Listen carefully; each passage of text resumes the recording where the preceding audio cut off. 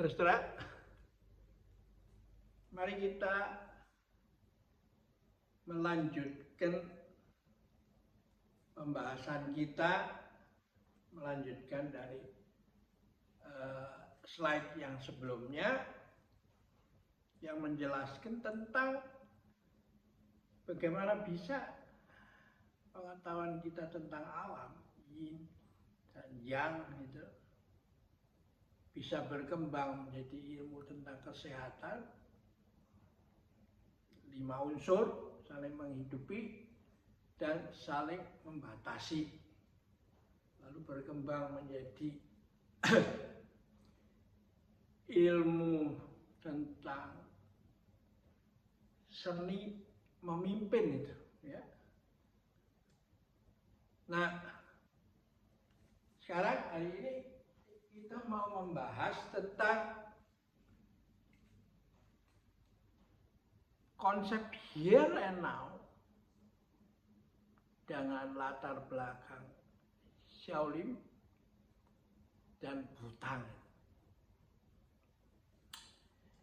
Shaolin berpendapat begini,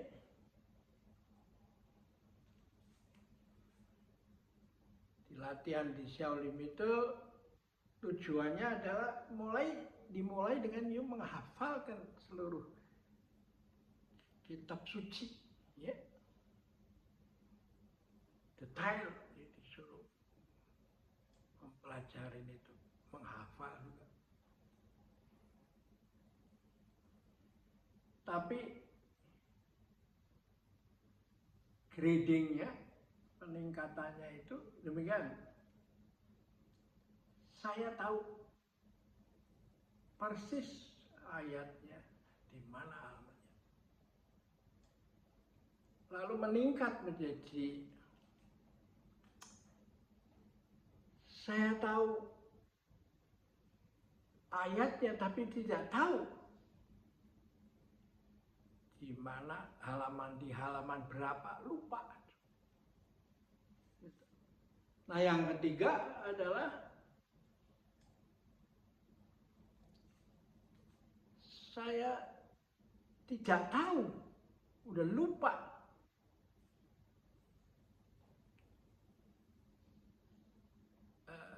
apakah ayat itu ada atau tidak. Saya sudah lupa.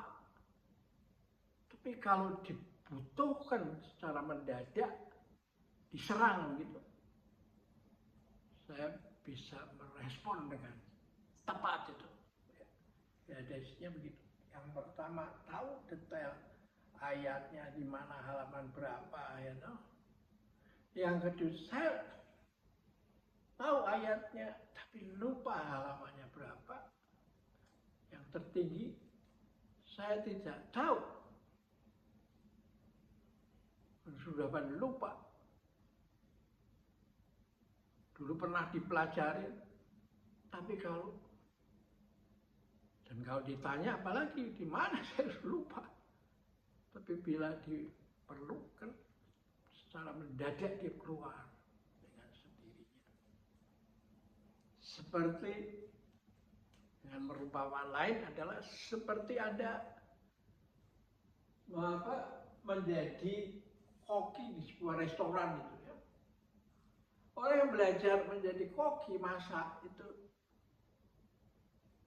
kalau disuruh masak dia bawa timbangan, buku resep kan, berapa sendok, berapa gram, berapa ini, lalu dimasak. Tapi mengapa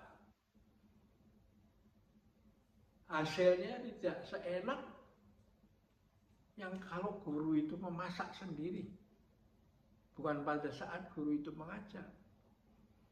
Karena sang guru itu sudah bisa tahu timbangan sama berapa sendoknya itu ada di ujung seroan atau yang dia bawa itu. Dia sudah nggak lihat lagi, tapi dia bisa mengolah sedemikian rupa sehingga masakannya menjadi enak, ya. Dan untuk sampai ke tahap itu, Anda harus melewati dulu membawa timbangan, membawa sendok, ya, no? Jam lagi sekian menit, gitu. Itu harus Anda latih terus menerus, itu nggak ada jalan lain untuk mencapai tingkat menjadi koki yang terkenal itu. Nah ini bukti atau alasan mengapa Lao Tzu punya ajaran itu menjadi relevan sekali untuk pendidikan kader itu, ya, keahlian. Konsepnya kan begini, setiap hari satu langkah, meski perjalanan masih ribuan li. Kita tidak tahu kita masuk neraka, surga, nirwana, atau seperti lalat, nyamuk, kecoa, gitu. Yang hidup ya mati begitu aja dah. Ya. Nah, ini poinnya ada di sini.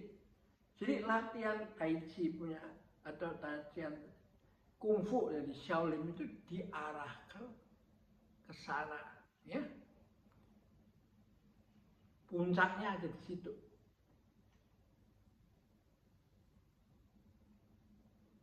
Saya tidak tahu. Mula-mula saya tahu bahwa saya tahu. Puncaknya saya tidak tahu bahwa saya tahu. Tapi bila dibutuhkan, dia muncul dengan sendirinya itu. Nah, bagaimana sekarang dengan Wutang punya disiplin pelatihan? Ya konsepnya melihat alam semesta itu sebagai tarian dari energi kosmis, gitu. Langit maha mengayomi tanpa pilih kasih. Bumi maha mendukung tanpa pilih kasih. Matahari dan rembulan menyinari tanpa pilih kasih. Bila bumi kekurangan air, langit menurunkan hujan. Bila langit kehabisan hujan, air, giliran bumi mengirim uap air.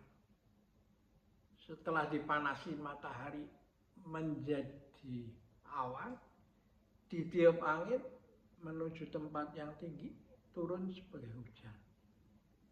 Lalu kembali ke laut. Terus berputar. Kalau yang hanya sampai kepada tempat lempung, cekung, dia berhenti di situ menjadi danau.